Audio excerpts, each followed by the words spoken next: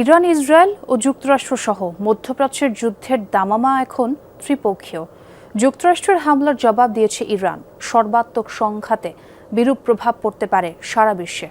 এমন পরিস্থিতিতে প্রশ্ন উঠেছে, কতটা প্রস্তুত বাংলাদেশ? কী প্রভাব পড়বে আমাদের অর্থনীতি, জ্বালানি নিরাপত্তা ও কূটনৈতিক অবস্থানে? বিশ্লেষকরা বলছেন, এটি শুধু মধ্যপ্রাচ্য নয়, বৈশ্বিক নিরাপত্তা ও অর্থনীতির জন্যই বড় হুমকি। উদ্বেগ আছে মধ্যপ্রাচ্যের প্রবাসী বাংলাদেশিদের নিয়েও। আহমেদ রেজার প্রতিবেদন।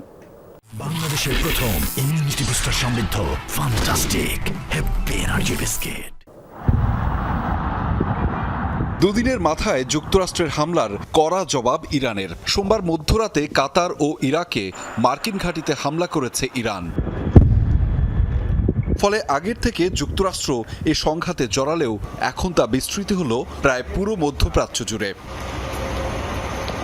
এ অবস্থায় মধ্যপ্রাচ্যে থাকা কমপক্ষে ৬০ লাখ বাংলাদেশি বিপাকে। তাদের নিরাপত্তা নিয়ে দেশগুলোর সাথে আলোচনার তাগিদ দিচ্ছেন বিশেষজ্ঞরা। ম্যাক্সিমাম রেমিটেন্সই আসে আমাদের মধ্যপ্রাচ্য থেকে। সো এটার যদি এফেক্ট যদি ওইভাবে হয়, তখন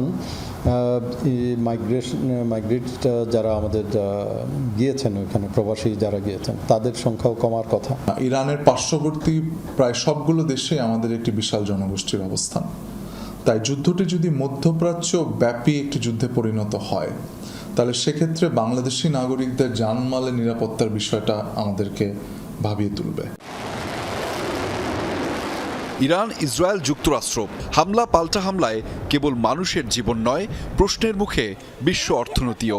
বিশেষ করে আমদানি নির্ভর বাংলাদেশের জ্বালানি খাত অন্য অনেক দেশের মতো বড় ধরনের ঝুঁকিতে। তেলের মজুদ সক্ষমতা মাত্র ৪৫ দিন হওয়ায় সহসা যুদ্ধ না থামলে কি হবে তা ভাবাচ্ছে সরকারকেও। হরমুজ প্রণালীতে অলমোস্ট 1/5 অফ দ্য হোল ওয়ার্ল্ডের এনার্জি আসে থ্রু দিস। সো এটা যদি বন্ধ হয়ে যায়, এইটার ইম্প্যাক্টটা হবে, ভয়াবহ ইম্প্যাক্ট হবে। তেলের দাম বেড়ে যাবে। আমরা এলএনজি, এলপিজি এগুলোও নিয়ে আসি ওই জায়গা থেকে। এনার্জি সেক্টরে এফেক্ট পড়া মানেই হলো বাংলাদেশের সকল সেক্টরে এটার কিন্তু এফেক্ট পড়বে। অপরিশোধিত জ্বালানি তেলের দাম অনেকখানি বৃদ্ধি পেয়েছে এবং আমাদের এই ধরনের একটি নাজুক অর্থনৈতিক পরিস্থিতিতে যদি জ্বালানি তেল কিনতে আমাদেরকে মোটা অঙ্কের টাকা গুনতে হয়, সেটা স্বাভাবিকভাবে আমাদের জন্য একটি আশঙ্কার বিষয়। এরই মধ্যে ঊর্ধ্বমুখী সব ধরনের আন্তর্জাতিক ফ্লাইটের ভাড়া। সোমবার মধ্যরাতের হামলার পরে বন্ধ হয়েছে মধ্যপ্রাচ্যের কয়েকটি রুট। এছাড়া বাংলাদেশকে খরচ বাড়াতে হতে পারে সামরিক প্রস্তুতিতেও। এই এয়ারক্রাফটের যে ভাড়া যেটা আছে, এই ভাড়াটাও কিন্তু বেড়ে যাবে।